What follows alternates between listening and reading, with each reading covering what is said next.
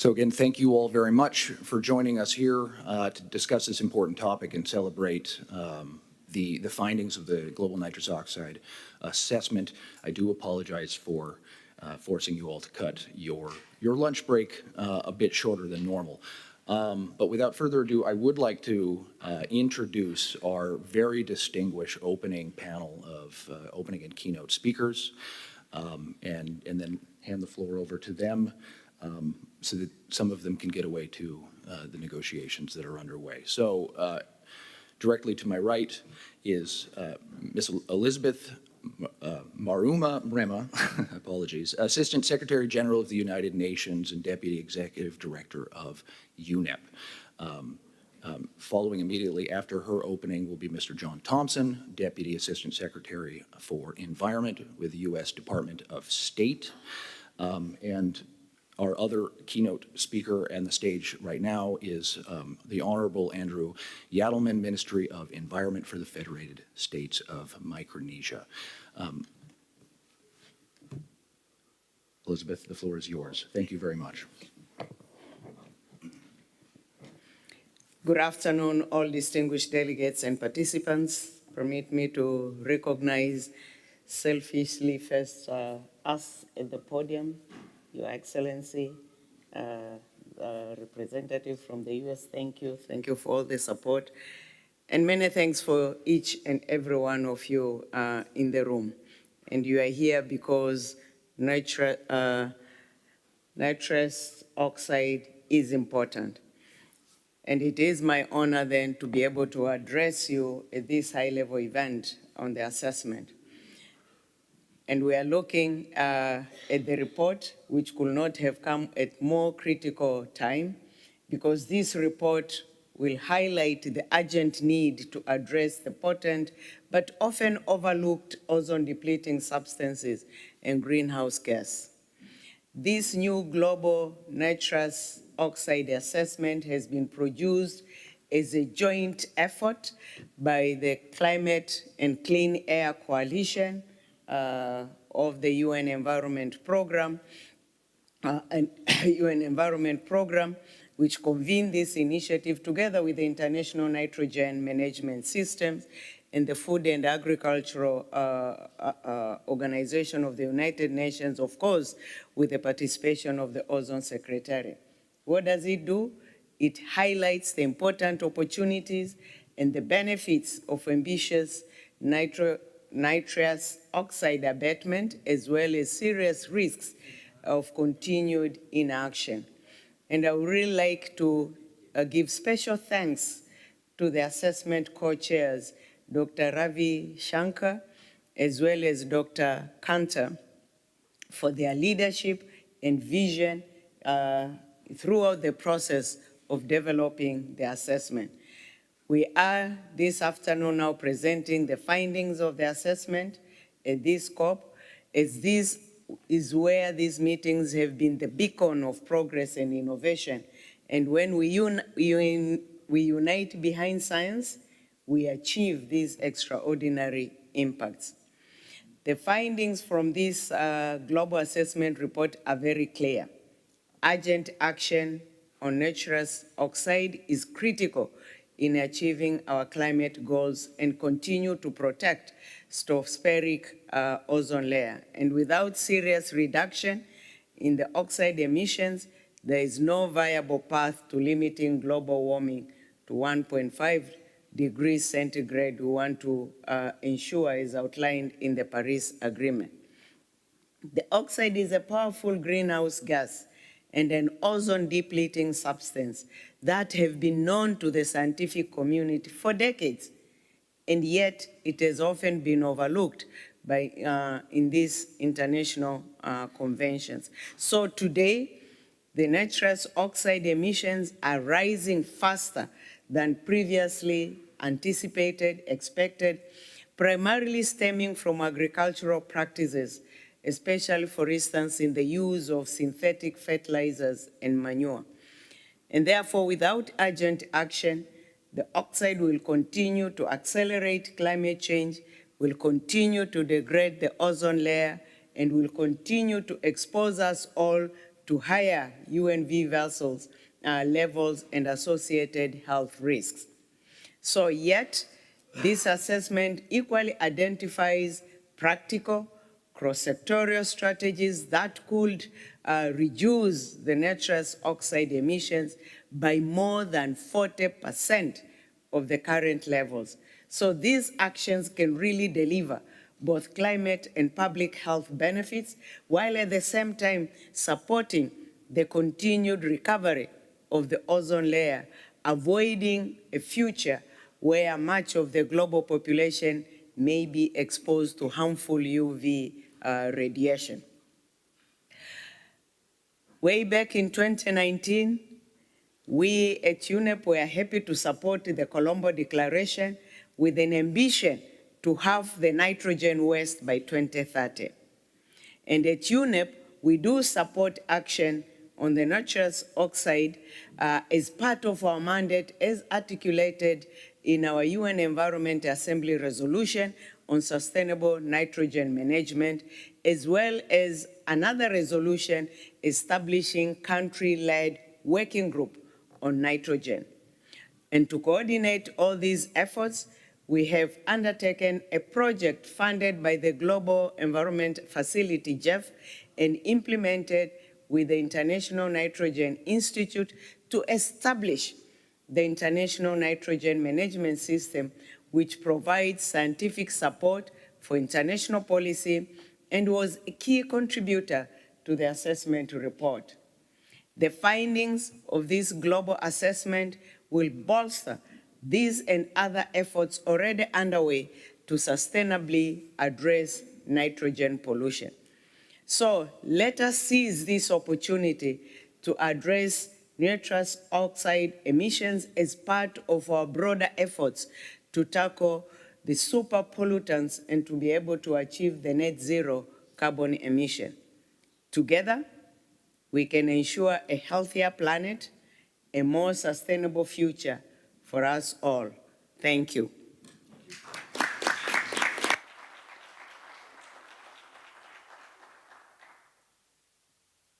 Thank you so much. I now hand it over to John Thompson for his opening remarks. Great, thank you so much. Good afternoon, everybody. Great to see so many familiar faces in the room of people I've worked with for many years. Let me just start by thanking CCAC for organizing the event, and I appreciate the opportunity to be one of the speakers here today on what is such an important issue, highlighting the work CCAC is doing producing the Global Nitrous Oxide Assessment, which we're very much looking forward to hearing about. I think Elizabeth actually described it quite well, that reducing N2O emissions incredibly important to us in addressing the climate crisis. Also quite helpful in our continuing work to protect the ozone layer.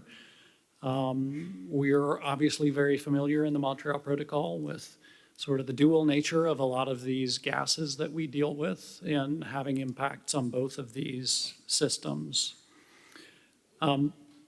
With respect to N2O, we know agriculture is the main source of emissions. We also know that there's a number of proven strategies for reducing emissions. We've seen that a sustainable nitrogen approach in agriculture can reduce N2O emissions as well as abating harmful ammonia and nitrogen oxide emissions. The United States is supporting global action on N2O already through international technical assistance programs like something we call Fertilizer Right, which is a US Department of Agriculture effort to support fertilizer efficiency practices that reduce emissions, and they also reduce the actual cost to farmers in countries with high fertilizer application rates. So really producing a win-win, better for the environment, more efficient outcomes, and lower costs to farmers. So while agriculture represents the vast majority of emissions, there are industrial emissions which are significant. I would say this has been something the United States has looked at, and we are making substantial progress on industrial emissions. In fact, at something we called a White House Super Pollutant Summit in July, leading U.S. companies showcased new actions that by early next year, we expect to reduce overall U.S. industrial emissions of nitrous oxide by over 50% compared to 2020. Ascend Performance Materials, the largest producer of adipic acid in the United States, announced the installation of an additional thermal reduction unit that has virtually eliminated N2O emissions at their Florida facility. This was formerly the largest emitter of industrial N2O in the United States. In addition, Climeco, a global sustainability company and the largest developer of industrial N2O abatement projects in the U.S., announced 3 new emissions reductions projects that will come online by early 2025 and reduce N2O emissions at the 3 facilities by around 95%. So N2O, important issue to the ozone and the climate system. It's also a challenging issue.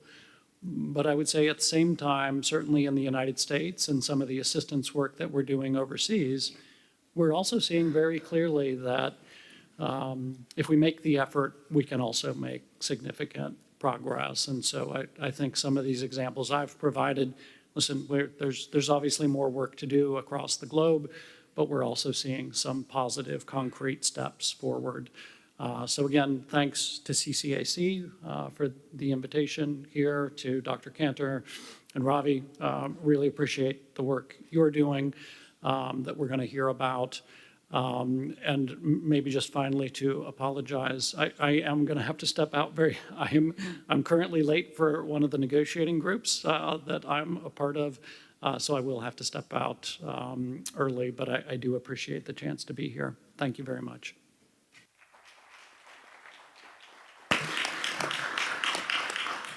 Thank you so much, John. And yes, thank you for staying over. Yeah. Don't be embarrassed if you have to slip out. I understand. We all understand. Thank you. So now I would like to hand it over to our keynote speaker, the Honorable Andrew Yadelman, Minister of Environment from the Federated States of Micronesia. Sir, the floor is yours.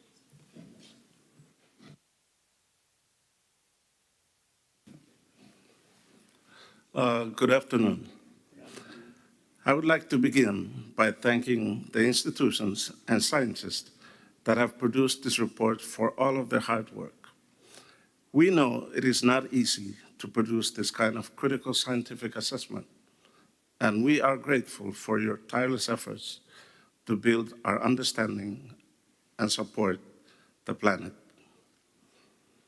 The Federated States of Micronesia welcomes the new assessment that will be launched next week on nitrous oxide by the Climate and Clean Air Coalition, UN Environment Program, Food and Agriculture Organization, and the International Nitrogen Management System in collaboration with the Montreal Protocol Ozone Secretariat.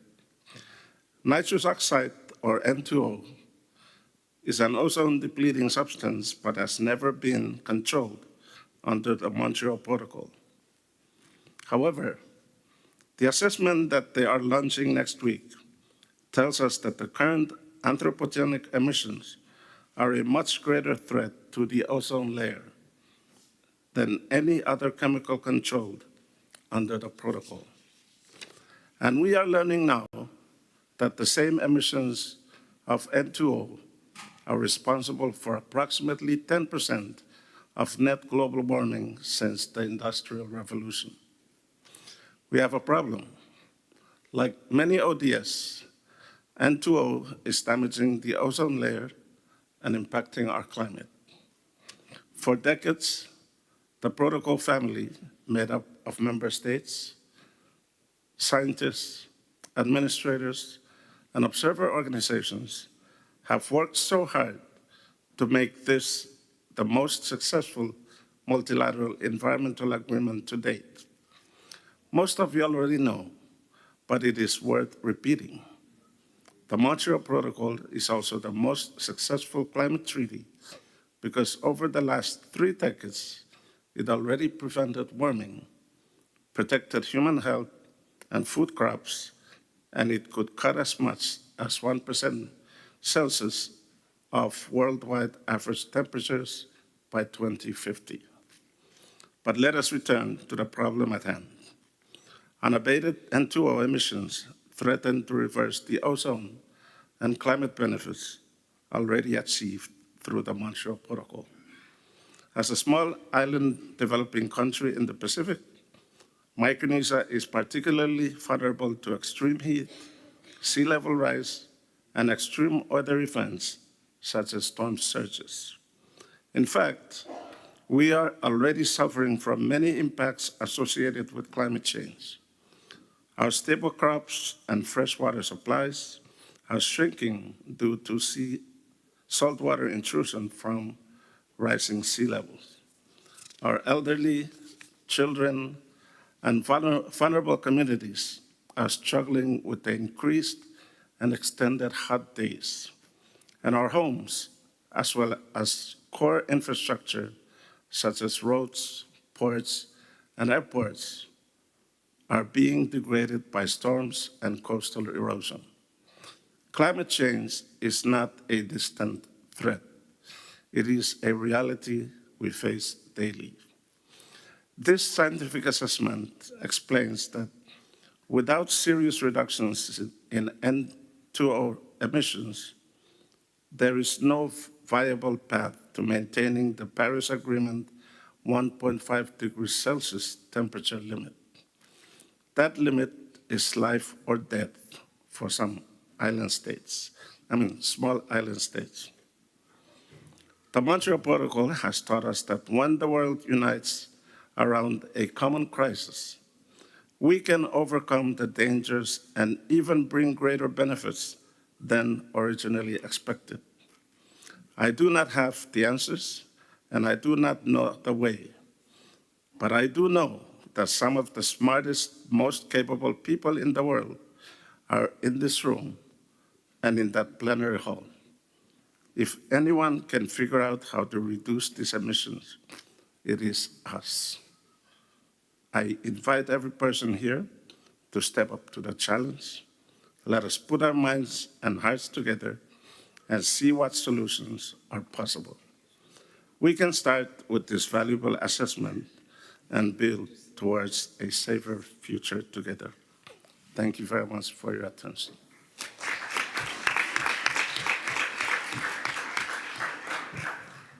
Thank you very much for those powerful words. I'm very happy now to introduce our final keynote speaker in this side event, the Honorable Beatrice Atim Odwong Aniwar, Minister of Environment for Uganda. Minister, when you are ready. I know everyone is pulled in a million different directions here today, so we really do appreciate you being available for us for the keynote. So the floor is now yours.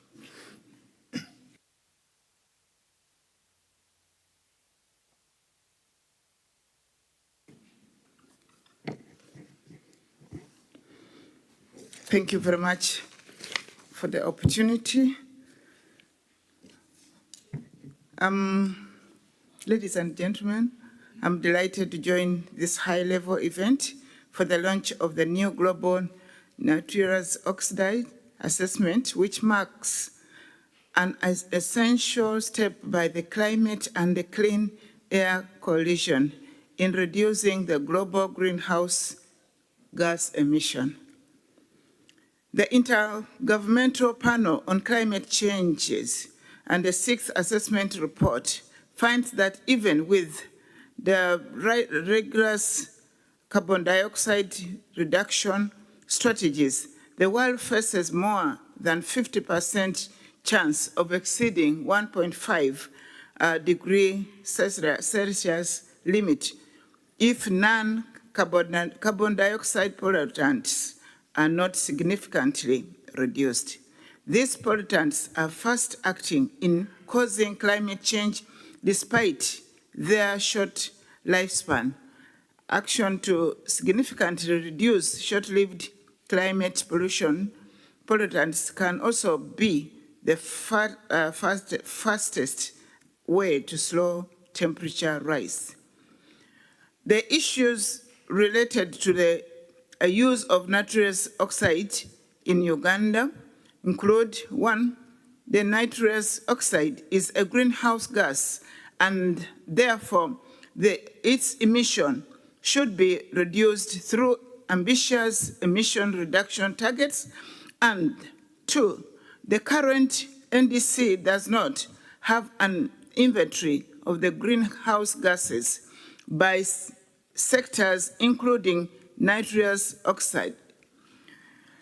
The major chemical-intensive sectors in Uganda are agriculture and industries, which accounts for 24% and 26.8% the gross domestic product, respectively. Notably, nitrous oxide is one of the chemicals commonly used in fertilizers to enhance soil productivity for improved agricultural production. Besides, the N2O is used in industries as a food addictive and food processing propellant. In addition, the N2O is essential in medical and healthcare as it is used as anesthesias and analgesics. Likewise, the N2O is used in the production of nitric acid and dyes that are important inputs in the industrial process, like in textile and chemical production industries. Thus, the N2O plays an essential role in agriculture and industries in Uganda, the sectors that are the major players in the economy of our country, besides services sector that accounts for 41.7% of our GDP. According to Ugandans first by an annual update report to the UNFCCC on climate change, direct the N2O emissions from managed soils in 55957377 gigagrams of carbon dioxide equivalent. The National Greenhouse Gas Inventory of 2025 to 2015 included the major direct gases such as carbon dioxide, methane, and NTO. However, the updated NDC 2022 does not clearly show the GNG, the greenhouse gas emissions by individual gases by sector, possibly due to inadequate of information during the NDC updated process. Uganda joined the Climate and Clean Air Coalition in 2021 and is committed to undertaking integrated action that simultaneously improve air quality and mitigates climate change. In the updated NDC, Uganda intends to improve her national planning process to mitigate short-living climate pollutants by developing a national emission inventory of short-lived climate pollutants. There may be need to formulate appropriate national policies and measures to reduce for these SLGCPs, including the integrating them matters in the next round of NDC. Additionally, national appropriate policies and measures to reduce the short-lived climate pollutants will be identified and integrated in the next round of NDCs. As government, in collaboration with our development partners and private sector, we intend to quickly scale plans to rapidly reduce the short-lived climate pollutants to improve climate and food security, protect human health, and to keep climate goals possible.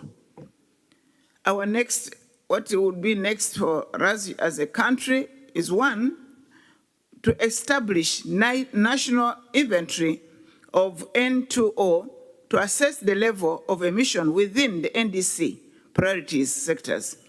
That is estimation of emission to form part of the national greenhouse gas inventory and the national MRV system.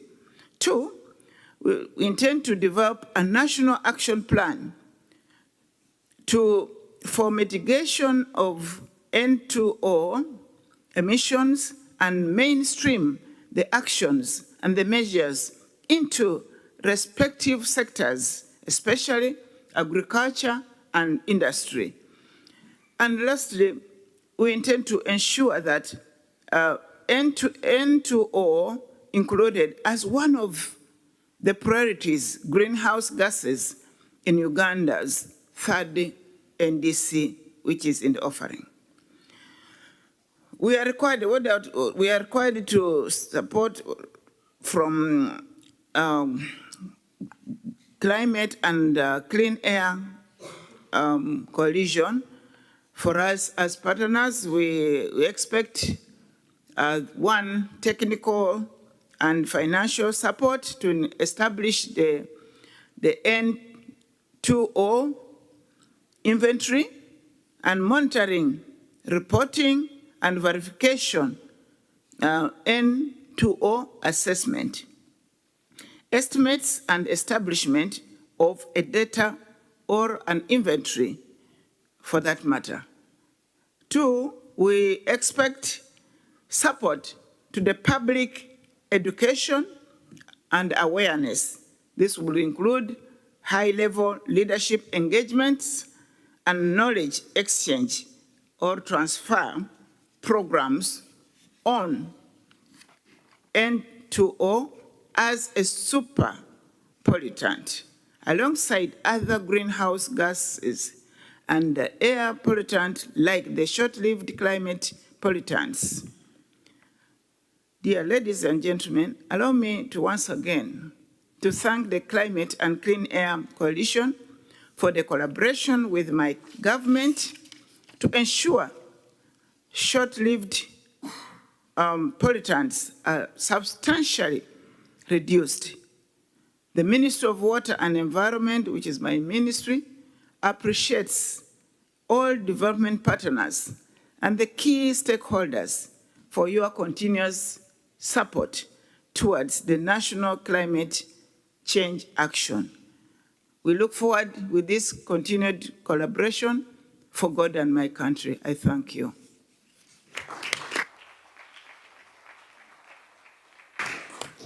Thank you so much. Please join me again in a round of applause for our opening and keynote speakers. I very much hope, I know you're all incredibly busy right now, but I do very much hope that you're able to stay for the rest of the event, especially to hear from our distinguished scientists on the results and key messages from the report.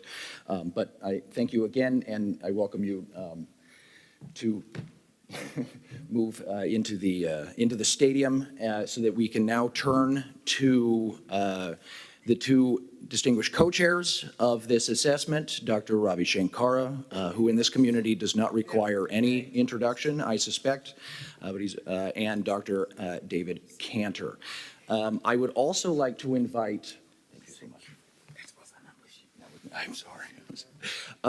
I would also like to invite our panel, who will be reflecting and commenting on the messages delivered by our scientists immediately after their presentation. So Juan Miguel Cuna, Undersecretary of Environment for the Philippines, Mr. Tom Nixon, Climate Campaigner at the Environmental Investigation Agency, and Marco Gonzalez, who I see back there, hiding in the back, Senior Expert Member TEEP and former Executive Secretary of the Ozone Secretariat.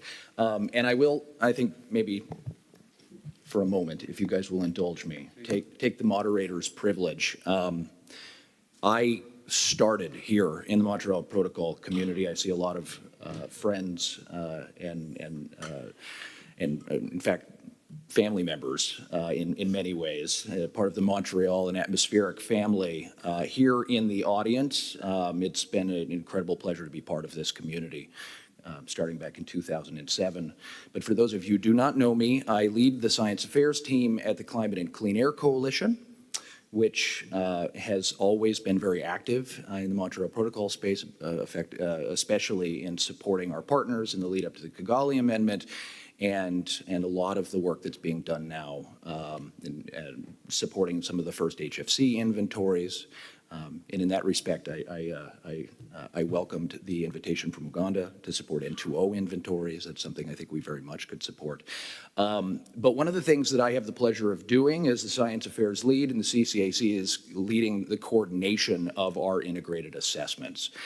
In the CCAC, I think most of you know, we implement through our partners. We are a partnership of countries and NGOs and intergovernmental organizations and financial institutions. We cannot do our work without the partnership. And this assessment is a testament to the strength of the partnership. Most of our assessments take 24 months to 28 months to produce. This assessment, soup to nuts, is 8 months we produced. It is functionally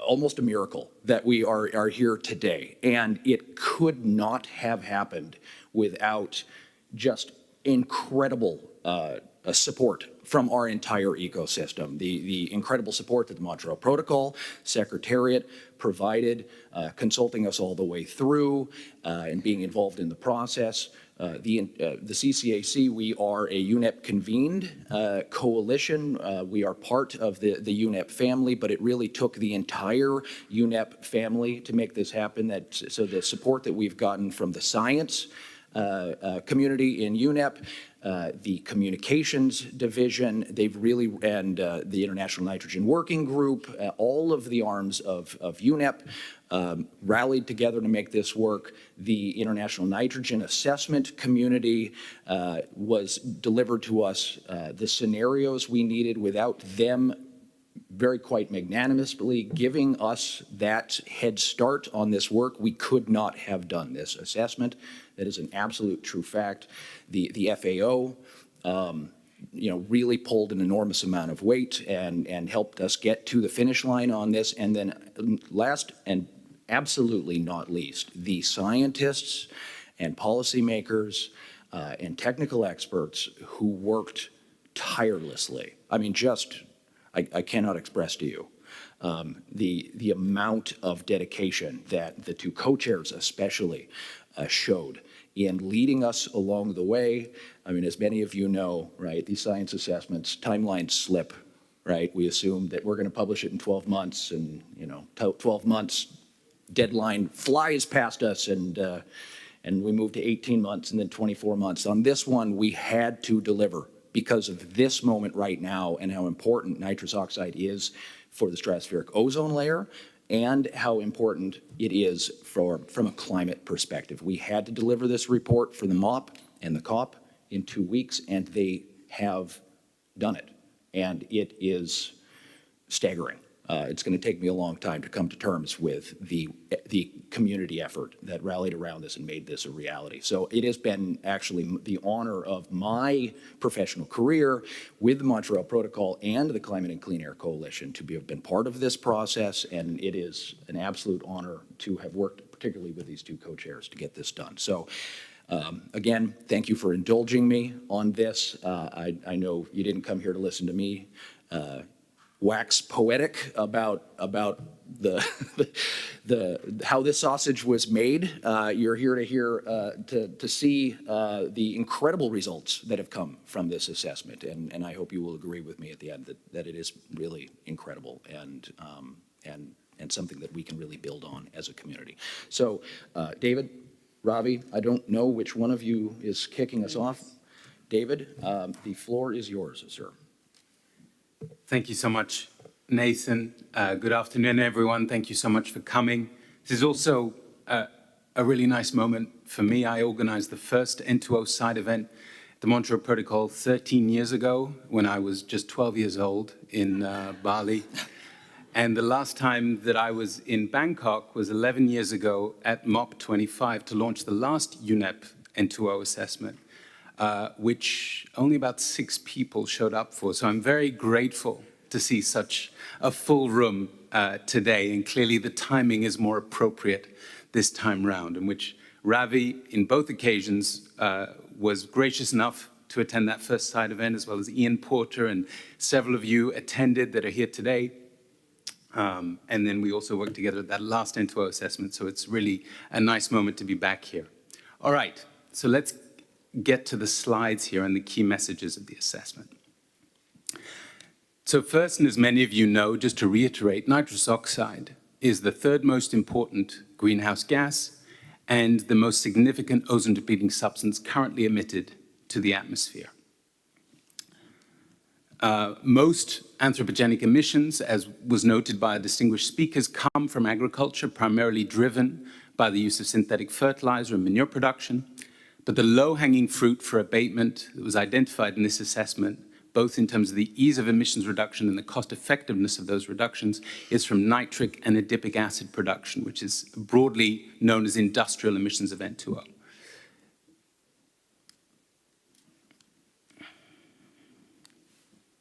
Whoopsie daisies, too ambitious.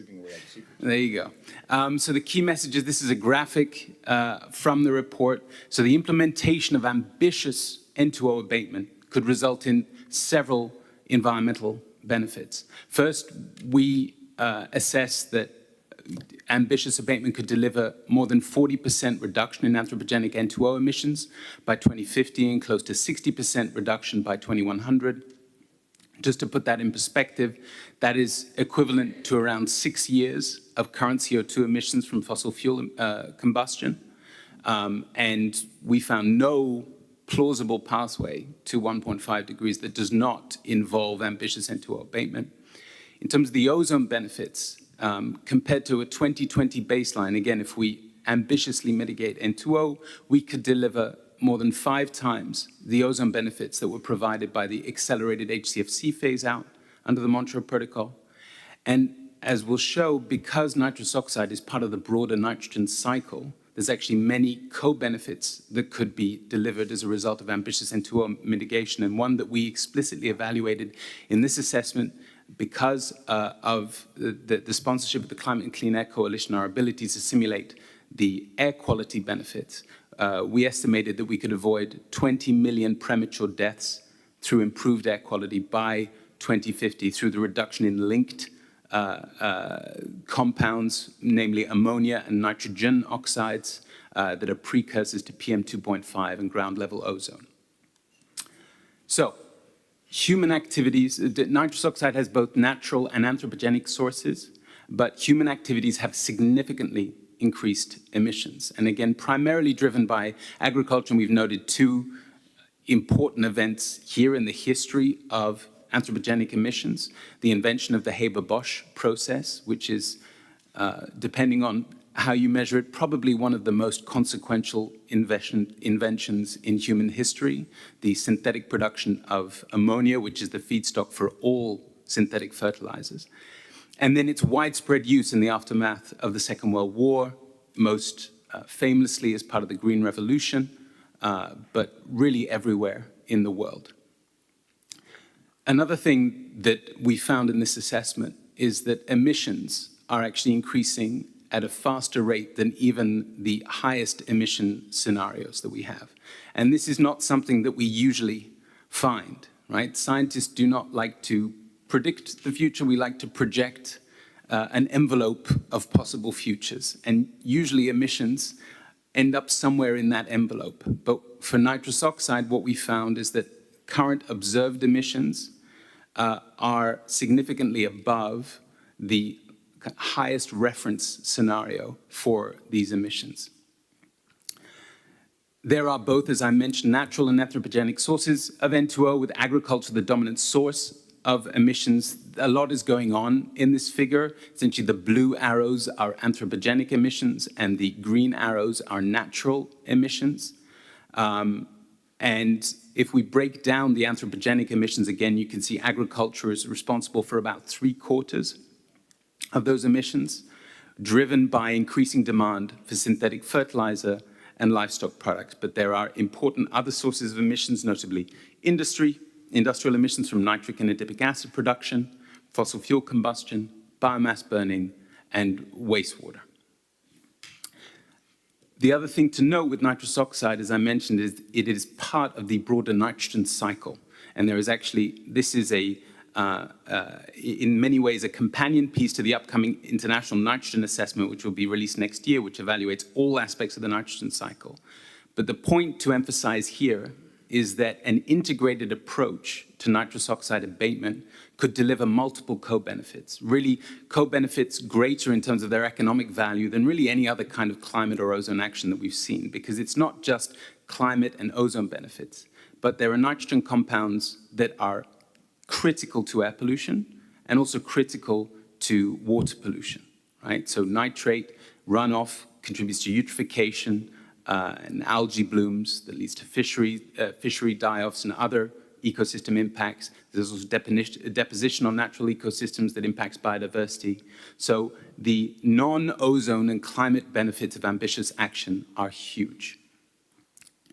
In terms of mitigation potential, this is total emissions, so we have 2020 emissions here, and then we have a reference scenario, so think of that as a kind of business as usual if emissions continue to increase by 2050, and then what could be achieved in 2 different mitigation scenarios that we look at. In 2050, one where we implement all technically available measures, and another where we do that plus more societal transformation change, especially with regards to changes in diet.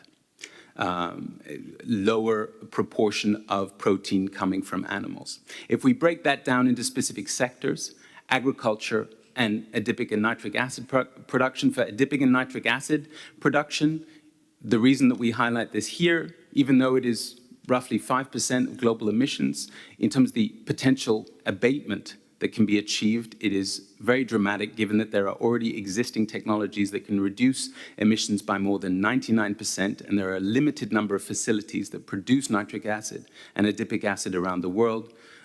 We foresee a significant reduction in emissions there if there is real attention paid to it. And with regards to agriculture there, as was noted by John Thompson, there are proven technologies to reduce N2O from agriculture.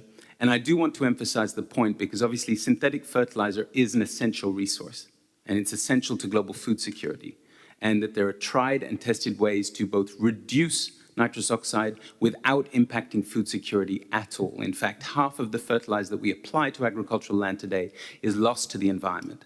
That's not just an environmental cost, that's a cost to farmers who, for them, fertilizer is the largest budget item.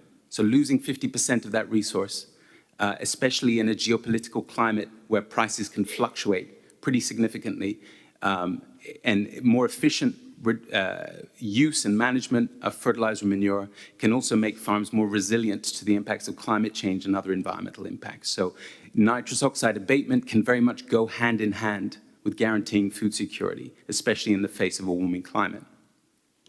And now I pass it over to my dear colleague, Ravi.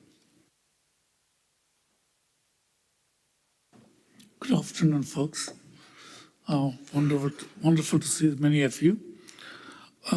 Actually, wonderful to see all of you, and I recognize many of you, is what I meant. Okay, can I go to the slides, please? As you know, we are here at the Montreal Protocol meeting because of the impact of nitrous oxide on the ozone layer. The fact that nitrous oxide affects the ozone layer has been known since 1960s, even before CFCs. But it was not viewed as an ozone depleting gas until 2009 when Bob Portman, John Daniel, and I pointed out, indeed, you could view nitrous oxide as an ozone depleting gas and calculate the ODP of nitrous oxide.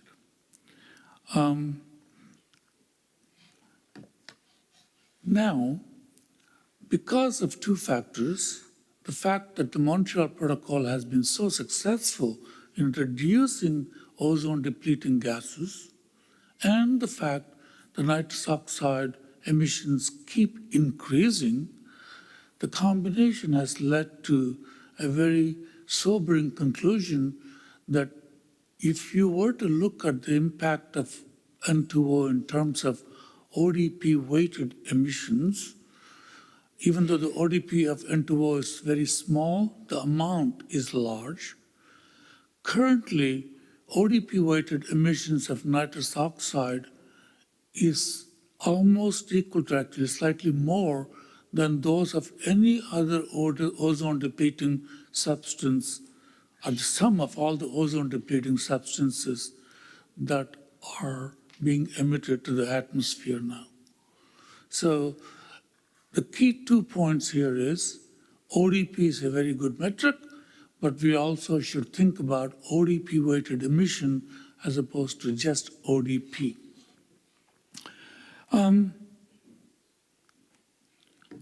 So I already told you that the ODP-weighted emissions are equal to all other emissions of ozone-depleting substances now. The thing I want to emphasize again is because of the success of the Montreal Protocol, it's only going to get comparatively worse in terms of N2O because Montreal Protocol has succeeded in getting rid of CFCs and many of the very potent ozone-depleting gases. The benefits of the ozone layer are ambitious action. If you were to think in terms of things that the Montreal Protocol has done, how does it stack up? So the picture here, what you show here is the avoided ozone depletion in Dobson units, which you all are familiar with, for 3 scenarios. One, what happened because you all phased out HCFCs. There's the blue curve at the bottom. And then if you compare that with what could happen if you don't do anything with N2O, are shown in the red and green curve for 2 different scenarios. The point simply, as you can see very clearly, is taking action on N2O would be more beneficial to the ozone layer than the action you all have taken to eliminate HCFC usage. It's as simple as that. So the ambitious N2O abatement relative to the 2020 levels could deliver more than 5 times the ozone benefits of accelerated HCFC phase out that you all did. And the ambitious abatement relative to a high emission scenario could deliver even more. There is the green curve that is shown in this graph. This is going only up to 2100, and this is kind of a tricky issue. Where do you stop? I would humbly suggest that as far as I know, humans plan on living beyond 2100. So just think about what it would do if you don't do something else. Now, what happens if you don't act? And what are the actions that we are envisioning? The 2 most important greenhouse gases that we are really focused on are carbon dioxide and methane. Now, this graph shows the change in ozone amount, the column ozone amounts, from relative to 1960 to 1970 levels. The black line shows the decade of ozone depletion from 1995 to 2005 caused by the ozone depleting substance or the controlled substances under the Montreal Protocol. Of course, there's a very significant ozone depletion at high latitudes, which was the focus of it, and much less so in the equatorial regions. But if you were to look at the dashed and dotted curve, what this shows is the effect of nitrous oxide and methane. The thing you notice here is the ozone depletion of unmitigated emissions in the equatorial region, 30 degrees north to 30 degrees south, where most of the people in this world live. It is going to be very significant. So if you were to think about what the effect is, not just in terms of only ozone depletion, but where the people live, you can see how important it is to tackle nitrous oxide. And if you want to kind of put this in terms that we have always done, for example, looking at the effect of changes in skin cancer and cataracts, because of what N2O could do, you can see it for a few different latitudinal bands, the impact of all of this. The human health impact of unabated N2O emissions could be significant due to increased levels of harmful UV ray exposure. And if you want to put some numbers on it, unabated nitrous oxide emission could increase cataracts by about 1% and certain skin cancer by up to 10% by the end of the century, depending on the latitude where you choose to look at. The climate response of nitrous oxide mitigation is a little tricky, and what this shows is because nitrous oxide emissions are, nitrous oxide is emitted along with other gases, such as ammonia and nitrogen oxides. When you take abatement actions, you actually increase the temperature in the beginning, and then you start seeing gains. The reason of this is very simple, and it's very similar to what happens or what happened with the fossil fuel burning issue. When you reduce fossil fuel burning, along with CO2, you also reduce sulfur dioxide emissions, which meant it actually would net lead to some increase in temperature in the beginning, but you can't keep up adding these aerosols to the atmosphere. So you can see what that effect is. And if you include along with the nitrous oxide, the livestock methane emissions, there's a quicker turnaround in this process. Okay, so the key point to remember is that the long-term effect is net cooling, even though in the short term we have a little bit of warming. But the same thing that leads to this duality in terms of climate benefits also has enormous impact on air quality. Incidentally, I should bring up the fact that this is one of those environmental issues we haven't always considered in our integrated assessments. And along with climate and ozone layer depletion, N2O, as opposed to ozone depleting controlled substances, the abatement of it has huge gains to be made in terms of air quality. These are pretty large numbers. When you look at the health benefits from cleaner air produced by abating nitrous oxide emissions, we are talking about millions of avoided premature death by 2050, both due to reduction in ozone and due to reductions in particulate matter, which is really important. So that brings me to what we started with, what David showed, that the nitrous oxide, the key message is that nitrous oxide is the third most important greenhouse gas and the most significant ozone-depleting substance currently emitted to the atmosphere. It is the most anthropogenic emissions come from agriculture, but there are low-hanging fruits. You cannot forget the low-hanging fruits. You actually can do something about it. David also very clearly noted the 40% reduction that is feasible and what that equates to in terms of CO2 emissions of roughly 6 years, and the ozone benefit of ozone layer benefit in terms of what it does for the Montreal Protocol, and the air quality benefits that you usually don't see from the 20 million deaths. With that, I just want to first take a second to thank the incredible author team who not only wrote this, but we did original modeling, and the institutions that supported us in doing these original climate chemistry models.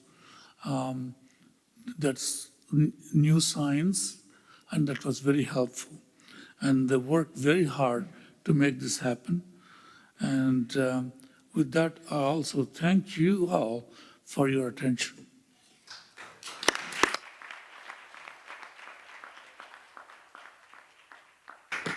Thank you very much, Ravi and David. That was fantastic. So one of the downsides of producing an assessment like this at an absolute sprint over 8 months is that you have to cut some of the socialization and planning process.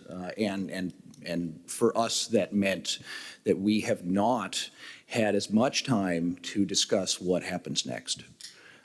As we normally would with these kinds of assessments. And so because the Montreal Protocol community is such a critical space for us and for exploring options to address nitrous oxide, we thought we would take the opportunity here today to start that conversation. So we have invited although my computer decided to close, so I know your guys' names, but to keep the agenda open in front of me. We've invited a distinguished panel of 3 to respond and reflect on the results that have been presented and begin the discussion about the implications of these results and what is next, both in this community and beyond, and provide any insights that you may have on what should be done to address this forgotten ODS and greenhouse gas.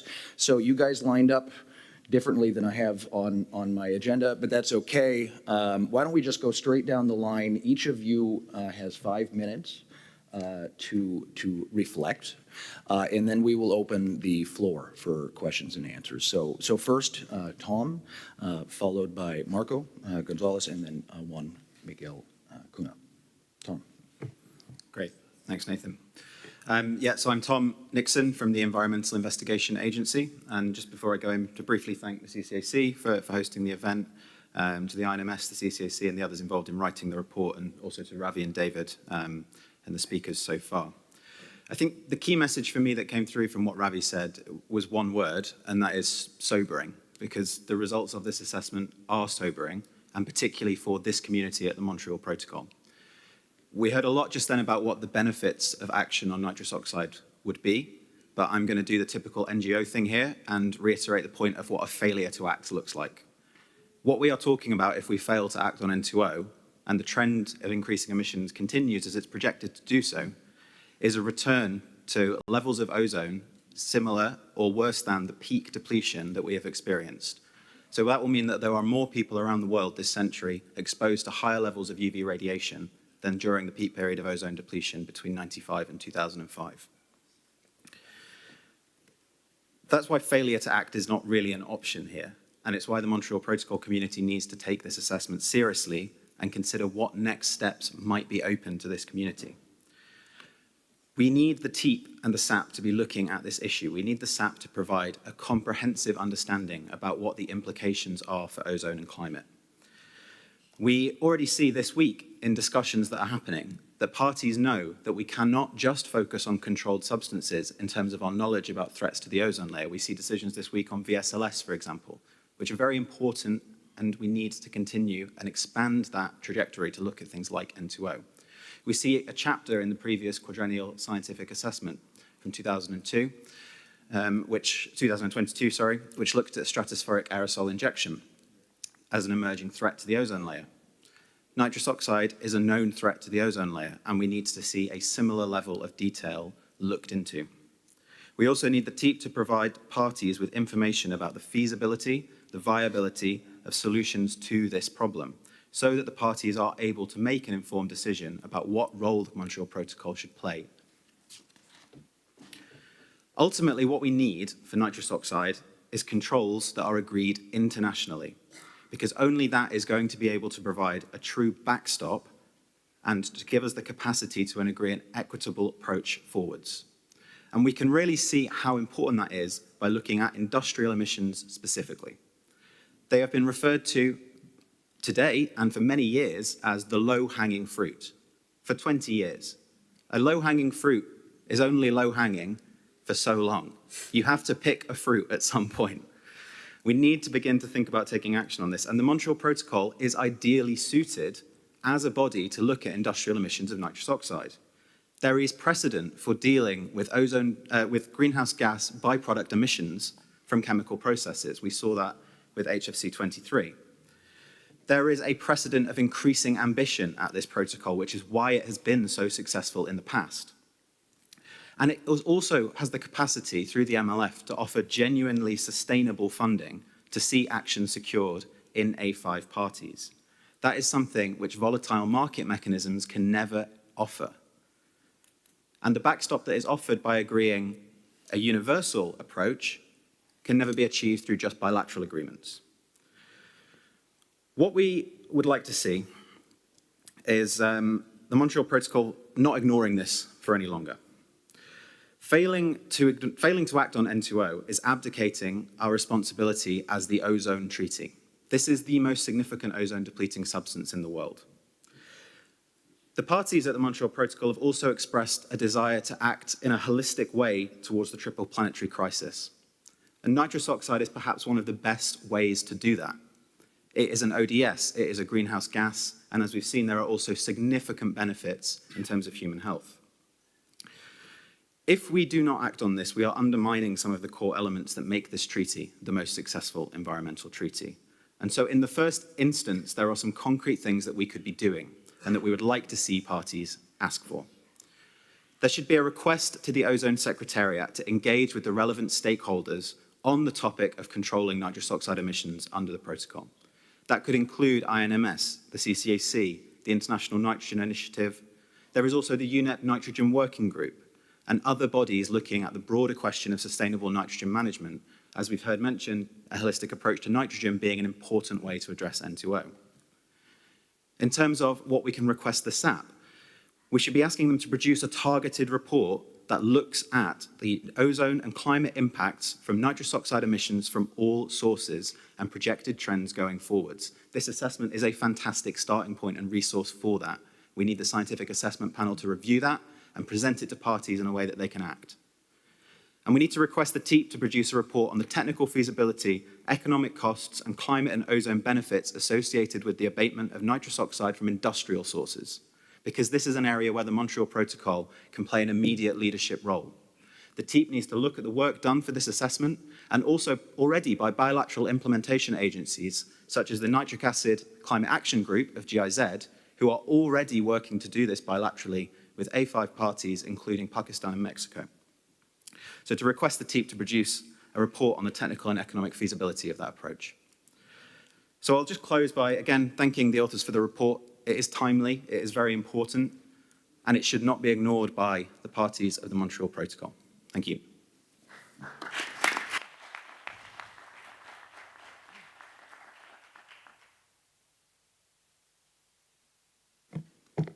Thank you. Marco?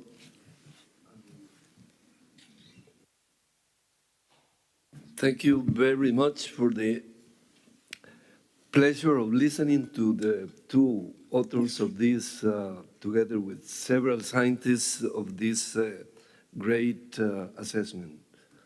It has very valuable information and should be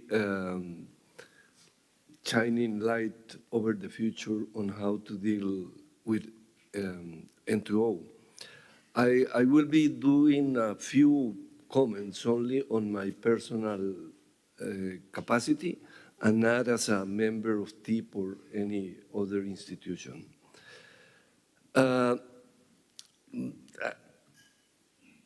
That's it. I mean, nitrous oxide is a very powerful ozone depleting substance and a very powerful climate greenhouse gas. And it's been there for, as Ravi was saying, from 1960 and even before there were issues. So undoubtedly, because of the science being there, the studies, the quantification, the scenarios that you are considering in the report, all that is a very big chunk of groundwork to help move the way forward. And undoubtedly, any way forward would require a real, for a successful implementation, would require a real multilateral effort with global, local, and national and local actions. But before getting there, I think that one way is to start implementing from different institutions and different sources ambitious programs that will highlight the way forward in terms of pilot projects or in terms of demonstration, as there has been already some good efforts in that regard. And certainly there will be the need for new studies, cost and benefit analysis studies of policy scenarios in terms of the ozone layer protection, in terms of the climate protection, in terms of the air quality, and other environmental and safety concerns. Also the issue of incentives, perverse incentives that could be stopping action or ambitious action, that needs to be taken into account in order to facilitate the adoption of politically feasible and cost-effective actions. And my last comment, I promise to be brief. My last comment has to do with it's regarding the different impacts of handling or managing nitrous oxide. Those potential impacts on ozone and climate, industrial, to leave the agricultural part out for the moment, emphasizes the need of quantifying the relative pros and cons, absolutely. The cost and benefits to consider under any of the existing multilateral environmental agreements. A wise friend of mine says that a new multilateral agreement is like a minor miracle. And yes, it's very difficult to agree in the current situation, new MEAs. But it is easier, as has been demonstrated in the Montreal Protocol, to expand the actions that can cover within the Montreal Protocol. The parties have managed to do it and are implementing them successfully now.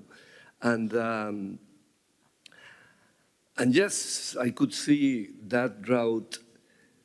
And this is because of the beauty of the Kigali Amendment.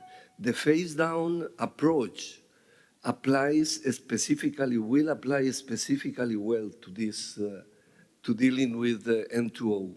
So that model, the Montreal Protocol at large model, plus the Kigali example, or the Kigali new additional model within the Montreal Protocol, is really showing the way to deal with nitrous oxide.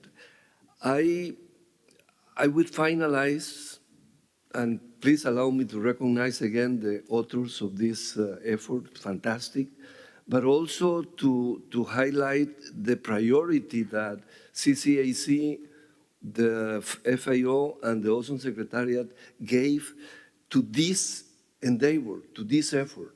That priority is fantastic because we are seeing the report and the results in a very short time period of time. So congratulations to all of you.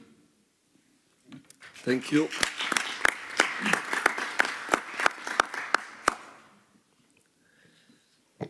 Thank you so much. Juan, the floor is yours.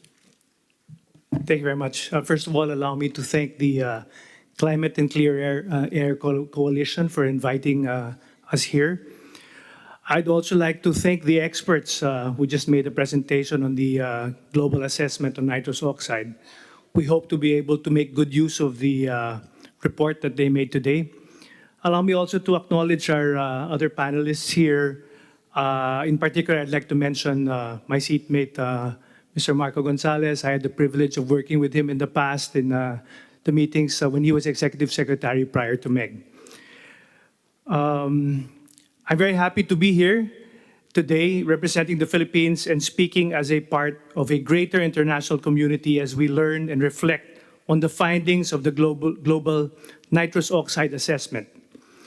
This groundbreaking report not only outlines the devastating current and future impact of nitrous oxide, but also highlights actionable steps we can take now to significantly reduce the emissions of the most significant ozone-depleting substance, and in essence, aid our cause to protect the ozone layer and slow down global warming. For the Philippines and many other countries vulnerable to the impacts of climate change, these issues strike at the heart of our existence.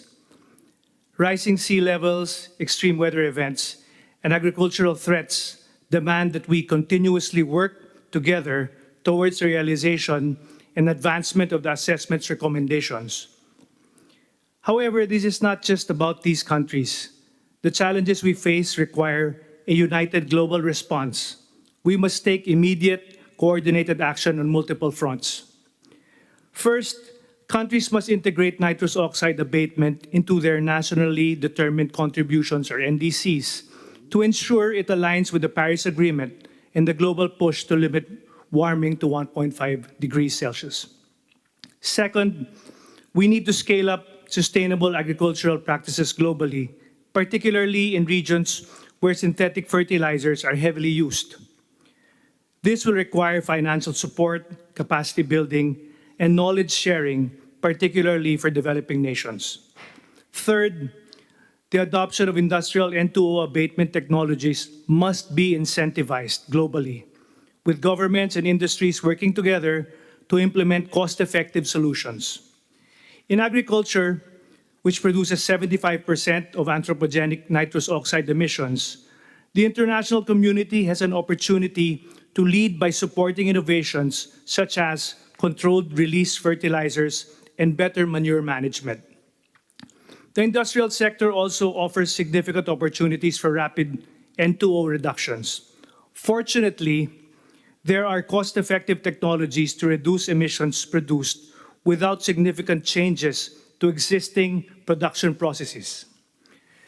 By implementing these solutions, a clear path that the report affords us, we can achieve significant reductions swiftly, demonstrating that ambitious climate action is not only urgent, but also within our reach.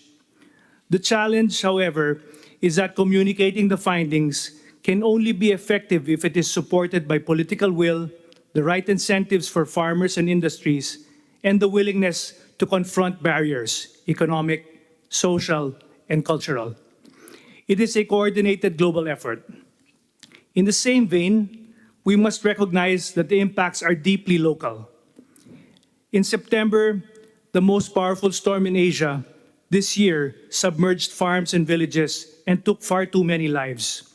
Just last week, actually including this week, the Philippines was struck by yet another powerful typhoon, with another forecasted on its heels. These typhoons displaced families, destroyed crops, and inflicted heavy economic and mental stress, not only on the government, but very much on the communities affected. Events like these are stark reminders of why we must act urgently to integrate the findings of this assessment into our action plans. The Philippines stands with everyone in this global effort and in seeking ways in which we can include nitrous oxide abatement into our work.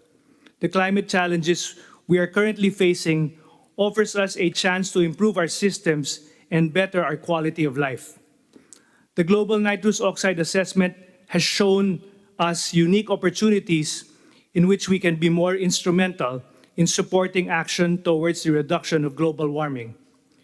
Having the assessment as a resource will be immensely beneficial as we update our NDCs and move towards a more sustainable future.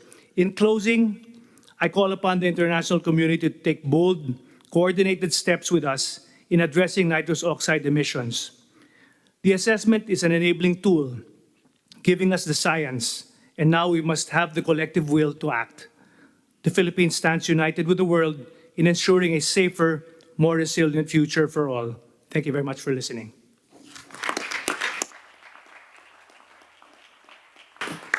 Thank you very much, and thank you to our entire panel and the two co-chairs. We now have 15 minutes for questions and reflections from the audience. We will accept either questions about the report to the co-chairs or similar reflections on what to do next. And looking out at all of your smiling faces, I see quite a few people who probably have some ideas that we would profit from hearing from. So I ask that you raise your hand and I'll call on you, and please introduce yourself before reflecting. So. Okay, thank you very much. So my name is Simon Guerrero. I work at the Asian Institute of Technology. I teach in the environmental engineering program.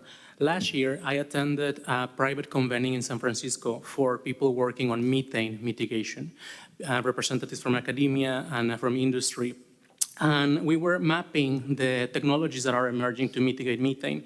Photochemical oxidation, ocean fertilization with iron salts, chlorine radical, and biology, methanotrophy.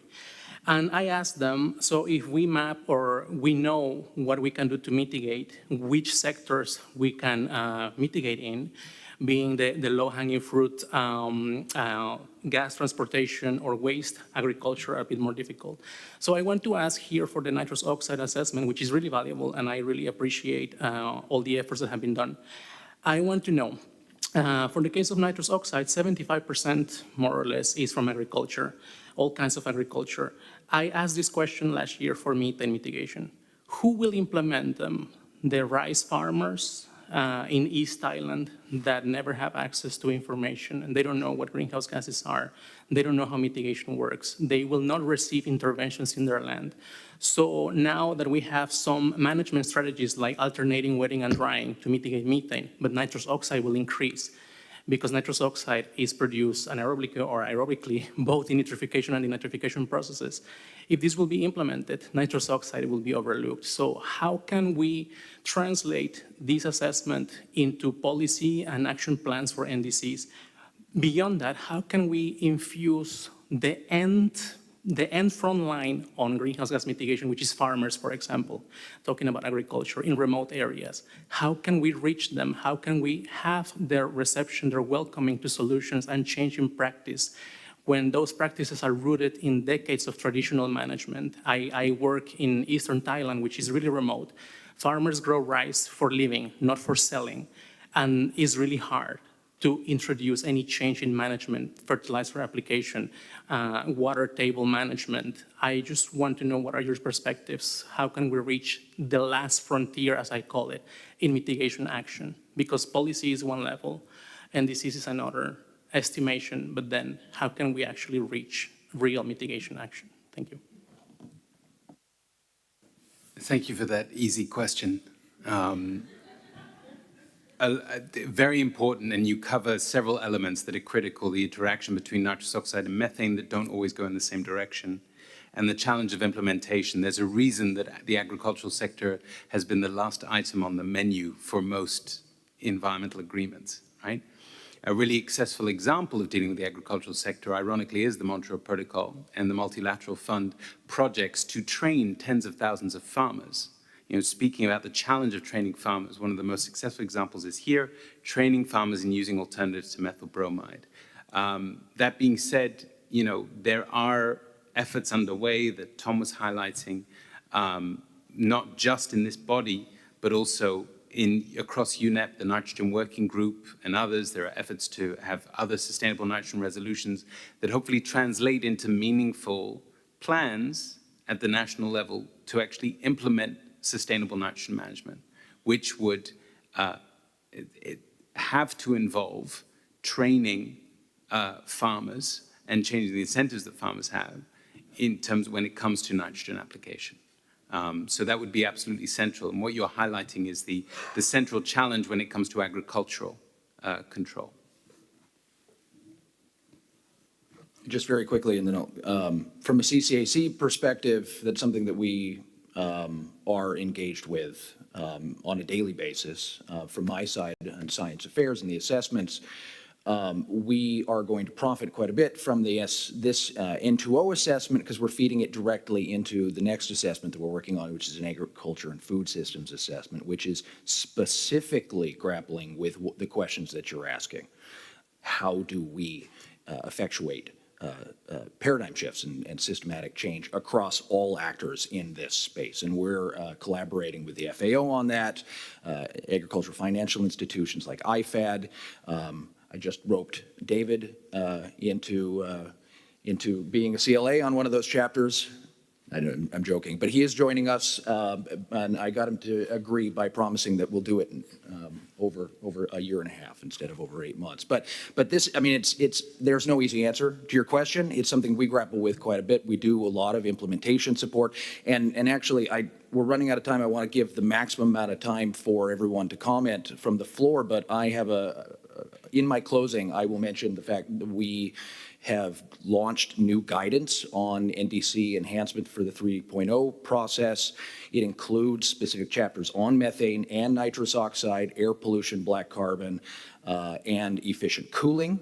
And we have a robust support program to support countries that want to take up this guidance in the NDC enhancement process over the next 6 to 7 months. So we are engaged with your question quite actively. Thank you for it. Please, sir. Thank you very much. Mohamed Jeljeli, I'm the General Manager of the EPA Tunisia. In fact, I have 2 remarks. One basic aspect in management and in avoiding risks, it's called Pareto's Law, la loi de Pareto. In this law, it's well known that 20% of the problem will contribute to 80% of the solution. And the other 80% of the causes will contribute only to 20% of the solutions. And it looks like, from what I saw, that the N2O is one root cause that will save us money, energy, and of course, environment. In fact, the statistics, according to what I saw, $1 invested in abating N2O, it's equivalent to $5 in other substance. So really, I'm very eager and excited to see through demonstration projects, through pilot projects, to really save money and time, because that's the main cause. If that's the main cause, why should we waste time? But things are not as easy as this. So for that, we need to join efforts. The second thing, which is very important to me, is that the cause emissions of this is the agricultural side, farmers and agriculture. And in developing country, when we speak about agricultural sector, automatically there will be the social impact that needs to be taken care of and needs to be very highlighted. And it's not a question of training the farmers. That's classic tool. It's question of measuring, identifying and measuring the impacts on farmers, on agriculture, and trying to mitigate, trying to find solutions to minimize impact, negative impact, and to maximize positive impacts. And in fact, that's my remark through these 4 or 5 days in terms of general, work regarding the MOP, that, of course, our purpose is environmental, and the economic aspect is well taken care of. However, the third component of sustainable development, which is the social aspect, needs to be taken care of in the work of different panels of the SAP, the scientific assessment panels, also of the TEEP, the technology and economic assessment panel. We add the S to be the social, economic, and technological assessment panels. And it looks a good opportunity for you because agricultural farmers, automatically, it's social. So that's my 2 remarks, and I hope there will be a good listener for that. Thank you. Thank you very much. I don't know if there's a response from the floor. Those were excellent comments and well received. Thank you. Anyone else from the floor? Oh, please.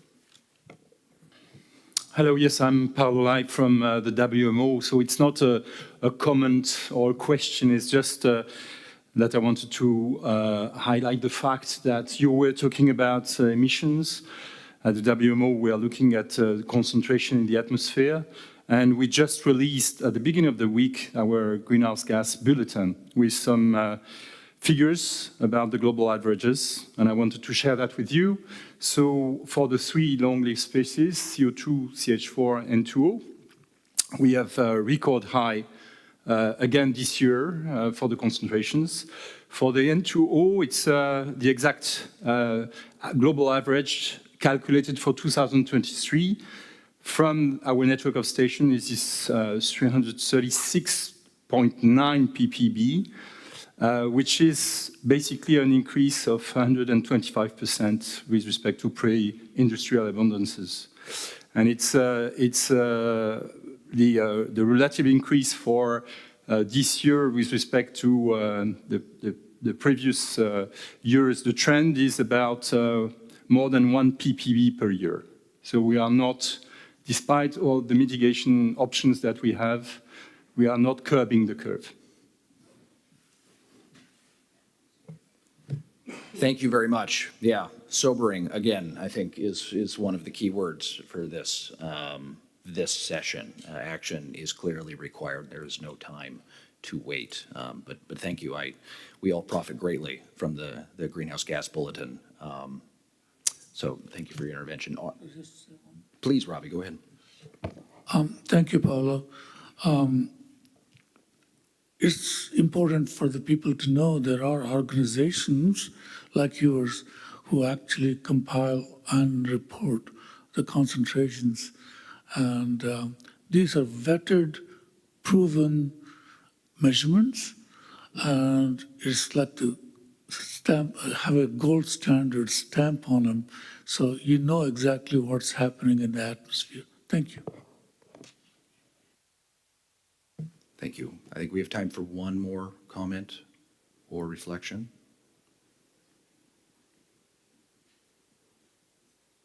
All right, silence is golden. I think we've had some really useful suggestions on pathways forward in this space and in a great many others. I have to say, from our side, on the Climate and Clean Air Coalition, it was a bit uncomfortable for us to engage with nitrous oxide, considering it is a long-lived greenhouse gas and in and of itself is not an air pollutant, which is in general the criteria for short-lived climate pollutants, which is what we have generally focused on. It was only over the course of this 8 months and the PhD level of information that I had to download from these two in particular that I really came to terms with the fact that nitrogen and nitrous oxide exist more so, in fact, than I think any of the other pollutants that we work on in the CCAC, exists at the nexus of all environmental impacts that we care about, water, soil, and all of the atmospheric impacts. It truly is a multi-impact pollutant. The whole nitrogen cycle together creates those multiple impacts, and it is a target-rich environment for mitigation to achieve multiple benefits over timescales that begin today and extend, as Ravi said, well beyond the end of this century, where I suspect we do want our species to continue to live and thrive. So this is an important pollutant. It's an incredible assessment. I really do encourage all of you to dive deep into it. We will be releasing it before the COP. Once we finalize the last I dotting and T crossing with the design. We want that to be absolutely perfect. And yes, so thank you all for participating in this side event. If I could, before you leave though, could you switch over to the slides? I'm not gonna give a presentation on our work with the NDCs, can I? But I do want to make you all aware that that is a major part of the work that we do in the Climate and Clean Air Coalition, and in fact all of UNEP. But we have recently launched an updated set of guidance for how to include the non-greenhouse gas superpollutants into the NDC 3.0 process. We have 5 chapters. Each chapter is designed to be independent and pulled out and be able to use it freestanding on its own. So we have an overarching introduction chapter, a nitrous oxide chapter, which many of our authors contributed to greatly, a cooling and energy efficiency chapter, which this community contributed greatly to, and then methane and black carbon-rich sources of PM 2.5. That guidance is live. The CCAC, in addition to providing this guidance, provides a very robust support program, particularly to our partner countries. We have resources available that we can move to provide technical assistance to partners who want to engage with this and are looking for additional support, particularly over this next couple of months. Reach out to us and we can provide that. We are also going to be rolling out a series of regional workshops and trainings with the NDC Partnership and the World Bank and the broader UNEP community early next year to really dive into this and make sure that the NDC 3.0 is as ambitious and as inclusive and transparent and robust as it possibly can be for every country. This is the last moment to establish these robust mitigation targets for 2030. And this is the last moment for this decade, and we cannot afford to let it pass. And I think it's really quite clear from the presentation here today that N2O needs to be not only very well recognized and acted upon in the NDC space, but in other communities like in the Montreal Protocol. So one last comment, and unfortunately she left the room before I was able to do it, but I was saving it for the close. I do want to give a very special thanks to Meg Secchi and the entire Ozone Secretariat. They have been involved in this from the very beginning. Meg was part of our high-level panel and advised on this entire process. The entire Secretariat really supported us all the way through. They've been a really key partner and had a clear interest and shown real leadership towards nitrous oxide, and they deserve incredible recognition. So she's not here today for us to clap for her, but please do go up and thank her, Meg Secchi in particular, when you see her out in plenary or in any of the contact groups. And Ravi gets the last word, of course. Thank you very much. Since I'm the oldest person in the room, I get the last word. You know, you saw our faces who did as the co-chair, but behind the scenes, the work done by the CCSC Secretariat, and there's so many very important people who worked on this. They just go unthanked, but they were just phenomenal. Not only were they incredible slave drivers for us, but they actually were driving themselves to the ground. And I hope you all appreciate all the work that they put in to make that happen. Some of them are in the room, like a few I can see, and also some who are in the Paris office. Thank you.